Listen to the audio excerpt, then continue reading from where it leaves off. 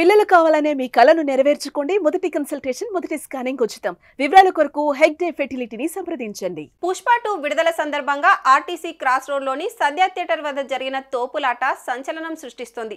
CM Revanth Reddy, icon star Allu Arjun మధ్య మాటల యుద్ధం ముదురుతోంది. ఈ క్రమంలో అల్లు అర్జున్ ఇంటిపై ఓయూ జేఏసీ విద్యార్థులు దాడికి యత్నించారు.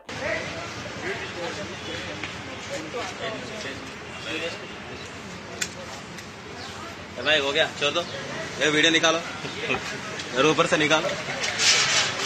నువ్వు ఎట్లా చెప్తే అట్లానా, నీ మాట కాదంటమ్మా. తీసుకోండి.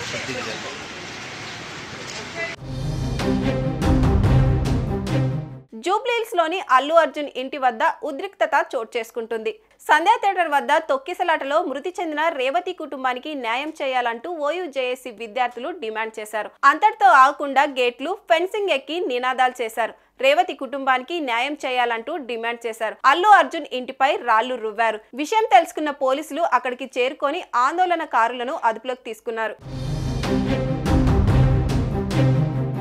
అంతకుముందు అసెంబ్లీలో సీఎం రేవంత్ రెడ్డి అల్లు అర్జున్ పై ఫైర్ అయ్యారు. సంధ్యా థియేటర్ ఘటనలో అసలు ఏం జరిగిందనేది రేవంత్ రెడ్డి అసెంబ్లీలో వివరణ ఇచ్చారు. అంతేకాదు సంధ్యా థియేటర్ వద్ద అంత పెద్ద ఘటన జరిగి ఓ తల్లి చనిపోయి ఆ తల్లి కొడుకు హాస్పిటల్లో ఉంటే ఒక్కరైనా పరామర్శకు రాలేదన్నారు.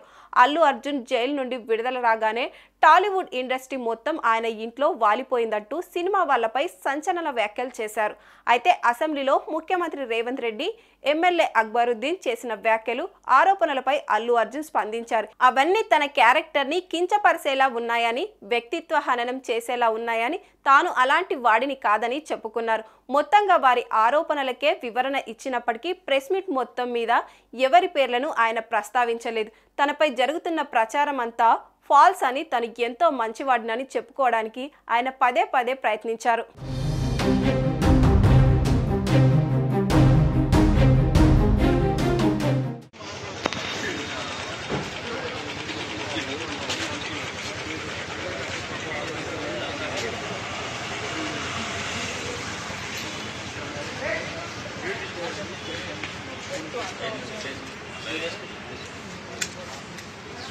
भाई हो गया, छोड़ दो, ये वीडियो निकालो, ऊपर से निकालो. నువ్వు ఎట్లా చెప్తే అట్లానా, నీ మాట కాదంటమ్మా. తీసుకోండి. సుమన్ టీవీలో మీ పర్సనల్ అండ్ బిజినెస్ ప్రమోషన్స్ కోసం కింది నెంబర్కి కాంటాక్ట్ చేయండి.